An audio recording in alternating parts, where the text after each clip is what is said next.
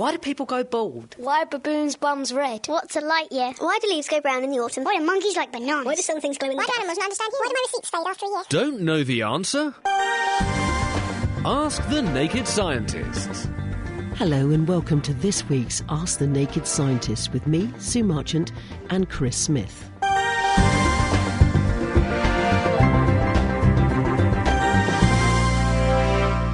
What's new and exciting in the world of science?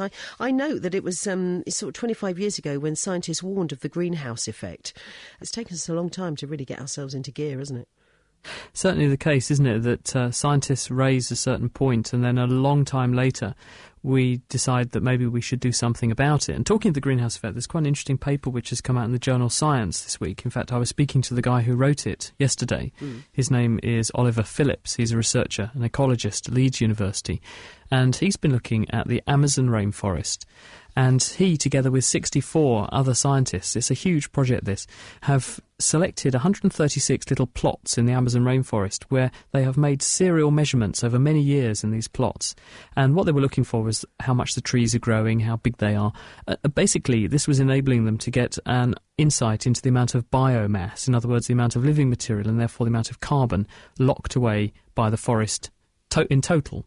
And what's really interesting is that when they looked up until the year 2005, it looks like the Amazon is locking away about a tonne of carbon from the atmosphere per hectare per year.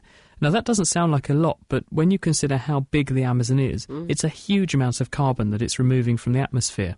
But then something dramatic happens in 2005, and this is the real crux of their paper. Because in 2005 was a really serious drought in the Amazon. It was one of the worst droughts the Amazon has seen in the last 100 years. And what this did was to kill a lot of trees and harm the growth of a lot of trees, including a lot of trees in the areas that they studied. And they were able to show that where the Amazon was previously consuming carbon dioxide at the rate of about 1 tonne per hectare per year, during this drought, that level changed to actually emitting carbon at the rate of 2 tonnes per year per hectare. So in other words, what was previously locking away carbon is now giving it away, putting it back into the atmosphere. And why this is important is that the thing that triggered that drought was warm water in the North Atlantic. And that's also what spawned Hurricane Katrina. We all remember that because it laid waste to New Orleans. And we think that if global warming occurs because we don't do something to stop it, then we're probably going to see more of this kind of climatic effect in terms of warm ocean waters and therefore droughts in the Amazon. This means that where previously we could rely on the Amazon to help to act as a buffer and prevent climate change, actually what could happen is that it could begin to produce lots and lots of carbon dioxide as all the dead trees break down, and this could therefore accelerate climate change very, very dramatically if we don't do something about it. So he's saying it's about time we move this up the political agenda and try and do something to stop climate change now, because it'll reach a point where it gets to be too late and we just can't stop what becomes a runaway train. Absolutely. Fascinating stuff. Now, first of all, Chris, Andrew in Cambridge asks, how does a Stirling engine work? Well, a Stirling engine was invented by a man, I think it was a Scotsman, called Robert Stirling, not surprisingly. It's named in his honour. And he invented this over 100 years ago. It's about 120 years or 130 years ago. And what it consists of is a piston, which is inside a cylinder. And on either side of the piston is gas. And what you do is to heat up the gas, causing it to expand. This causes the piston to be moved. And you then cool down the gas, causing it to contract. And the loss of pressure then causes the piston to rise again. And this is a very efficient system, and you normally use gases like hydrogen, actually, because you can get a very big change in the volume of the gas for not very much energy going in. And in fact, on the Naked Scientists about a year ago, we covered something called the Baxi EcoGen, which is a boiler which you can plumb into your household, and it uses a Stirling engine to extract extra heat from the boiler flue and generate electricity. So when your boiler is heating your house, it also produces energy at the rate of, or electricity at the rate of 1 kilowatt, which is enough to enable you to turn off a few lights. And that's a very, very useful application of a Stirling engine. But industrially, they are being used to generate electricity on a grand scale. And there's one very good example of this outside Los Angeles in the desert.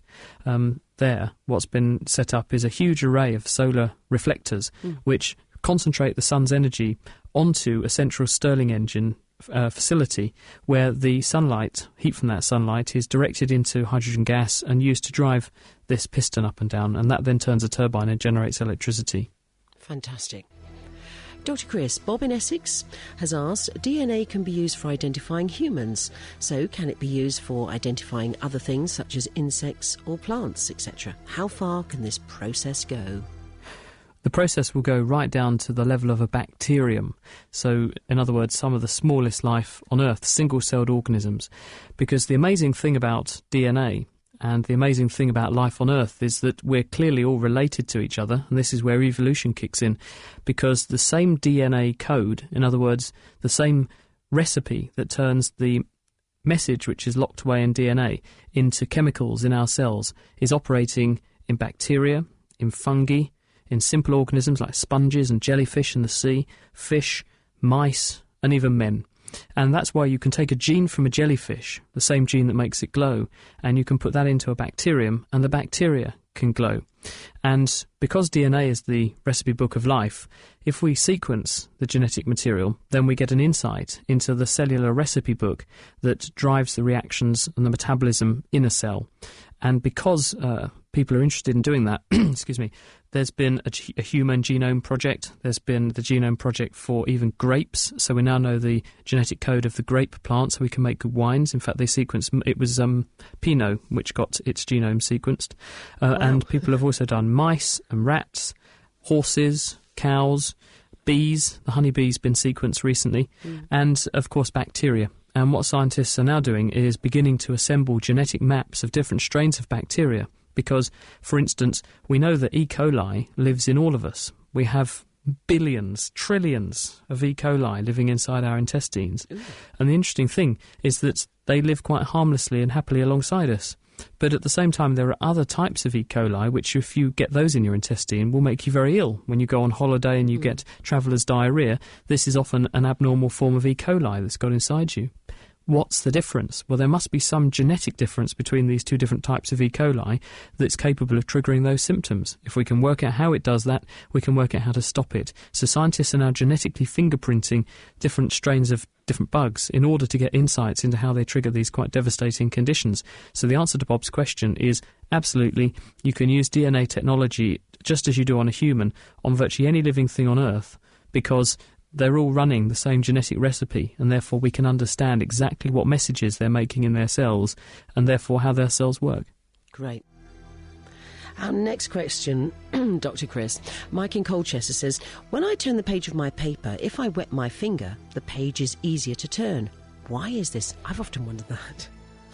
Well, in order to turn the page, you have to get friction occurring between your finger and the surface, so that there's a degree of attraction or grip, so that you can get purchase on the paper and then exert a force on it to make it move. The problem with a smooth sheet of paper and your finger is that the two can't get as close together as they could to get the maximum friction. If you lick your finger, because water is a runny liquid, then it will spread out and get very, very close to the sort of wrinkled surface of your finger. It will also get into the surface of the paper and get very close to that. And because water is a sticky molecule, it acts as a kind of molecular glue between your fingertip and the page surface, so that it gives you an increased amount of friction, enabling you to turn the page over. So you get a stickier attraction between the two surfaces, enabling you to apply that force and turn the page. Fascinating stuff, as always, Dr. Chris. Now, Joe in Kettering says, bit of a weird one.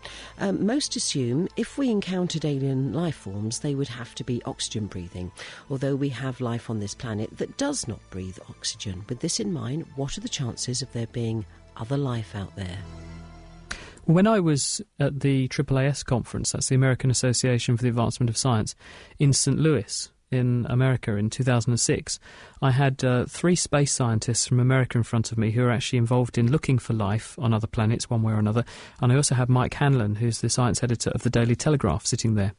And I asked all of them, what do you think the prospects of finding life in outer space, other than human and earthbound life, in the next 50 years? And they all said at least more than 10%. So they were all very optimistic that we're going to see life discovered elsewhere in the universe in our lifetimes. The suggestion that it has to be like us or to breathe oxygen like us probably isn't true, though, because, quite as Joe points out, life, if it exists, will evolve, probably, to exploit whatever source of energy it can get. And I think the best evidence of this is that I was talking to a lady a couple of years ago called Lisa Pratt, who is a researcher in America. She's at the University of Illinois. And she's been working with scientists in South Africa in gold mines. And a few years ago, they published a paper in the journal Science where miners near Johannesburg cracked into a patch of rock in a gold mine and enormous amounts of water began to flow out. And samples of this water were taken, and scientists analysed the water, and they showed, by using various chemical methods, that this water had been isolated from water anywhere else on Earth for at least 15 and perhaps as long as 40 million years. So the water had been underground for a very long time. When they looked in the water, it was thriving with bacteria. So these bacteria were in complex communities, and there were lots of them.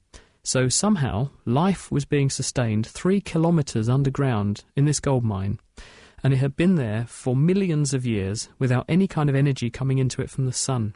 So how was it surviving? Well, when the scientists looked at these bacteria, what they found was that they were capable of consuming energy from radiation. The rock down there contains a lot of uranium, and when uranium radioactively decays, it gives out what are called alpha particles. These are the nuclei of helium atoms. They're big, heavy particles. When this zips through water, it can rip apart water molecules, producing what are called radicals, hydroxyl radicals. And this was reacting with fool's gold, iron pyrites, in the rock, and producing forms of sulfur that these bacteria were then able to use. So indirectly, these bacteria are living off radiation. They're not using sunlight, they're not using plant life, they're living off radiation. So there's no reason to suspect that if alien life does crop up elsewhere, whether it's in this solar system or beyond, then there's no reason to suspect that it has to be governed by the same systems that we're governed by here on Earth. We have evolved to exploit the environment we live in. But life on another planet may have evolved, will have evolved, probably, to exploit a very different set of chemistries. And as a result, it's likely to be dramatically different from us. Wow. If you're enjoying Ask the Naked Scientist, then you might like to check out The Naked Scientist, our regular roundup of the world's best science. Each week we take a look at the latest science news, talk to top researchers working at the coalface of discovery, and also get our hands dirty with a science experiment that you can join in with too. So make it a date and prepare to strip down science on the web at nakedscientist.com/podcast. Now, Dr. Chris, Charlie in Chelmsford asks, why doesn't the Earth fall out of the sky, and where did all the water come from? 2 questions there, aren't there? First of all, the Earth doesn't fall out of the sky because the Earth has a sky because of the Earth's presence. In other words, the Earth is a very massive object. The weight of... that's the wrong word. The mass of the Earth. I got told off for saying weight of the Earth the other day. The mass of the Earth is 10 to the 24 kilograms. In other words, 1 with 24 zeros after it in kilos. So the Earth's pretty heavy. Now that means the Earth has very high amounts of gravity, sufficiently high gravity to hang on to even the very lightest particles, gases. And so we're able to cling on to a shroud or an envelope of gas around the Earth, and that's our atmosphere. Some planets, which are much smaller than the Earth, don't have enough gravity to hang on to a big atmosphere, and they lose theirs. Others, like us, are lucky and they have an atmosphere. So the sky is because the Earth exists, not the other way round. And because the Earth is a ball, and because the Earth is orbiting the Sun, it's a ball orbiting in space, it has this shroud of gas around it, which is spherical, effectively like the Earth is. It's like a ring around the Earth. So the Earth isn't going to fall out of the sky because the Earth is attracted to the Sun by gravity, and the Earth orbits the Sun, and it takes that shroud of gas with it. That was the first point. Second point is, where does all the water on Earth come from? And there's quite a lot of it. If you look in the world's oceans, if you could measure it, if you had a giant way of measuring it, you'd find there's about 1.37 billion cubic kilometres of water on Earth. That's a lot of water. Where scientists think most of it came from is in the form of comets. The comets are massive icy dirt balls which periodically slam into planets, a lot more so in the early stages of the solar system's evolution than now. Most of them have been soaked up, but there are lots of icy bodies rocking around in the solar system, and when they collide with a planet like the Earth, they melt, shed their water, and that then adds to the level of the Earth's oceans. And if you average it out, it translates into about an inch of water every 20,000 years or so. But as I say, a lot more would have been deposited here in the early phases of the solar system's life than more recently. So that's how we think most of the water got here. Most of it came in the form of comets. Now, Chris, Carol has asked, what causes fits in people? And connected to that, there's also another one here. Why, when you have a fit, why does your body feel so sore afterwards? That's from Aaron. So 2 questions in one about fits. OK, well, fits. We could talk about epilepsy or seizures, for example. And epilepsy is a condition where you have periodically these seizures. Sometimes fits just happen as a one-off. There are a whole host of reasons why they happen, but when they happen, what's occurring is that patches of the brain, the nerve cells in the brain, are discharging more than they should, and that discharge begins to spread to involve other regions of the brain, and in the end, all of the nerve cells in the brain begin to fire nerve impulses chaotically, and this causes you to lose consciousness. And people who are having a fit like this usually fall to the ground because they lose control of their muscles. They then have, if they're having what's called a tonic-clonic seizure, first of all, there'll often be a very profound tightening of all the muscles. All of the muscles try and contract together, and this is because the motor regions in the nervous system that normally control muscle will all activate together, so we'll try and turn all your muscles on at the same time. So people tend to go into this very tight spasm, and this can last a long time. And then they'll start periodically jerking or shaking as various things, muscles work against each other. And then they relax, and then they'll come round. And when they come round, very often they're quite woozy afterwards because it's your brain resetting itself, and people often find they've been disorientated, and they often feel quite sleepy, and they often say they're really quite confused, and they wake up and think, well, how did I get here? But then luckily there are often no ill effects. Once they recover, it's fine. Now, why people have those fits? As I say, there's a number of different reasons. They can be metabolic causes. So when your metabolism's not right, if you have the wrong levels of salts and sugars in the bloodstream, this can do this. At the same time, it can also be injury to the nervous system. If you have brain damage, perhaps if you've had a head injury, for example, this can damage clusters of nerve cells, and it can make them more electrically excitable than they should be. So they can start to fire off these impulses periodically. People can take drugs to stop that happening, and drugs can also sometimes trigger fits. So it depends what kind of drugs you're taking. And also withdrawal from drugs. If people become alcoholic, because alcohol is a CNS depressant, it turns down the activity in nerve cells.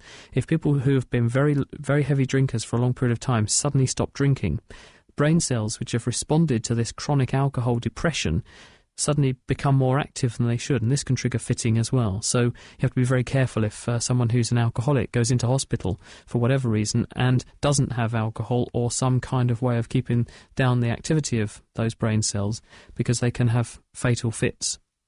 Now, as to why you feel sore afterwards, this is probably because of what I mentioned, which is that when people have a fit, all of the muscles go into spasm. Your muscles work very, very hard and often pull against each other. Now, normally there are mechanisms in place that stop your muscles contracting when they start pulling too hard.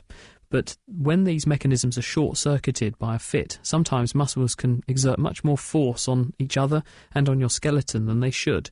And as a result, it can leave you feeling quite sore and bruised afterwards. So that's another reason why people feel unwell after a fit, because they feel as though they've done 10 rounds with Mike Tyson. Gosh.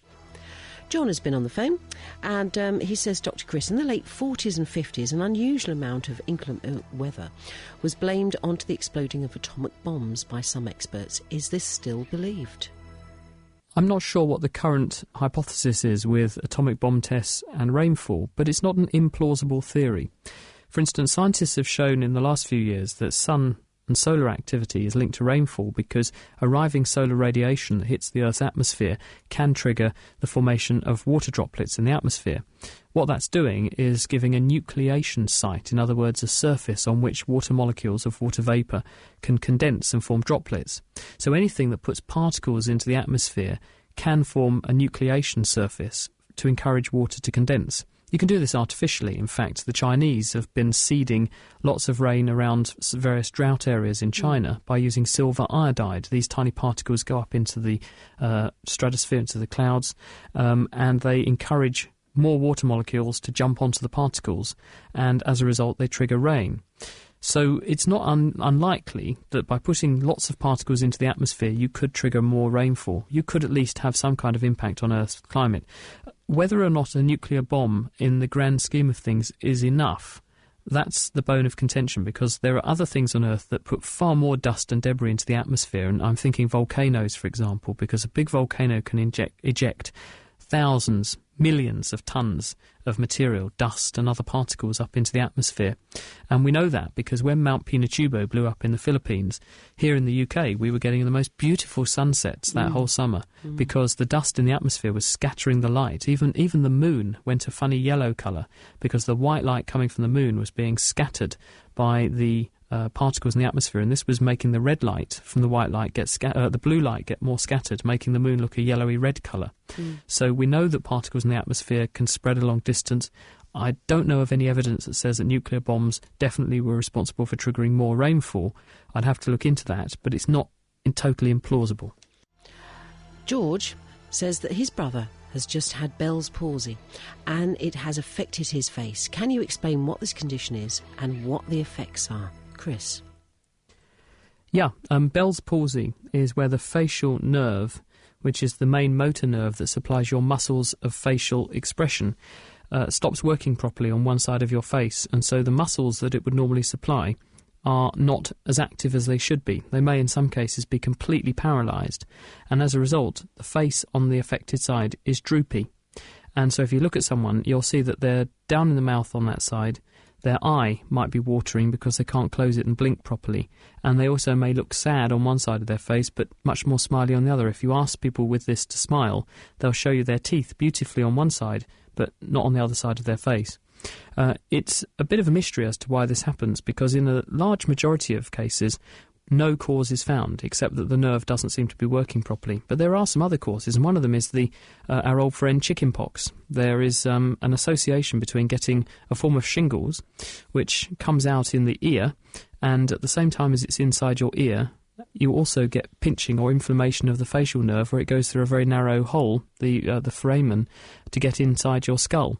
And so scientists and doctors think that one reason why that the facial nerve is affected like that is because the virus affects the facial nerve fibres and causes the nerve to swell, and it then pinches itself off in this very narrow gap. That's called Ramsay-Hunt syndrome, so that occurs from time to time. There may also be an association with herpes simplex virus, the cold sore virus, doing the same thing. Other viruses could trigger this, and then there are more sinister things.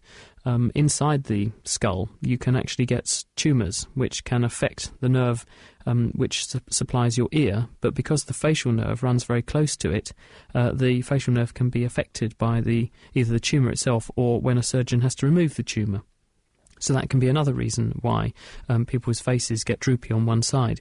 But as I say, the vast majority of the time we don't find out what causes it.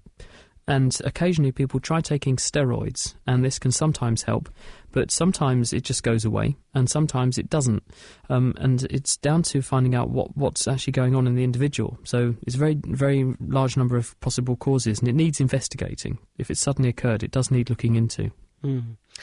Graham in Chelmsford says that he's a rugby player, and what he wants to know is, why does he get cauliflower ears, and how can he stop this? Right, well, if you look at what the ears are, they are fibrous cartilage with skin and relatively little blood supply. And when you get a bad injury to the ear, then you get bleeding and rupture of blood vessels, and you get bleeding into the subcutaneous tissue of the ear. And this provokes inflammation. And as the bleeding is resolved and organised by inflammatory cells that come in and munch up the blood clot and the bruising, it also damages the tissue and leads to the formation of more fibrous tissue where there wasn't any before. And as a result, the ear gets progressively more and more deformed. And this is a cauliflower ear. And so, unfortunately, I don't think there's any easy way to stop this. You just have to protect your ears. And I think some rugby players tend to try and wear some kind of protectors over their ears to stop them being bashed in this way. The other people that are vulnerable to this, of course, are boxers, because until they were wearing those hats, they were often being pounded on the head very hard, and this would lead to this bleeding into the ear. Dangerous stuff, if you ask me. Our next one. Steve and Jan are in Ipswich, and they want to know how Wi-Fi works and how do you apply for it. We don't have to apply for Wi-Fi. It stands for, well, it's wireless internet. And in order to get it, you just go and buy what's called a router from any kind of hardware store, computer hardware store. The way it works is that it's using microwave radio signals to tune into computers that emit similar signals, and instead of using a physical piece of cable to connect your computer to another computer, a network, you're using radio waves. And the choice of microwaves is such that they can pass very readily through walls and concrete and glass, so that by putting one of these routers, which actually is also connected to the internet at one point in your house, you can then connect to that router from any point in your house, giving you wireless access continuously to the internet without having to have cables trawling all over the house. So a much better way of doing it. Mark has rung. He says that his wife has diabetes and she's taking Evangeline for it. What are the side effects if she came off this and tried to control her diabetes with diet instead of using the pills? Her blood sugar has never been above 10 without the pills. With them, it is 4.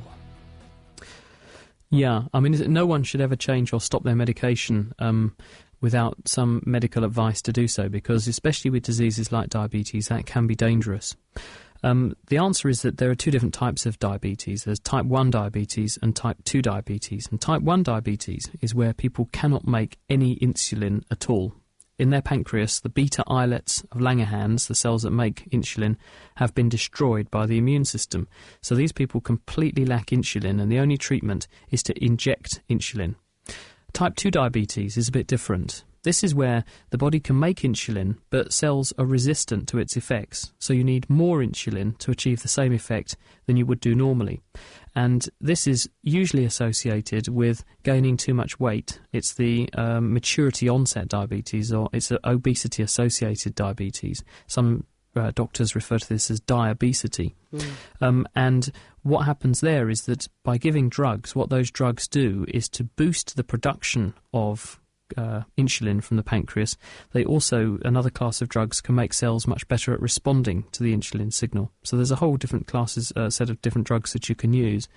And the aim of taking these drugs is to keep blood glucose under control, because the normal level of blood glucose in a healthy person is about 5, and we know that that's most compatible with good health. If you let your blood glucose get too high, once it goes beyond 10, then you start to lose glucose in your urine, and glucose is osmotically active. That means it attracts water.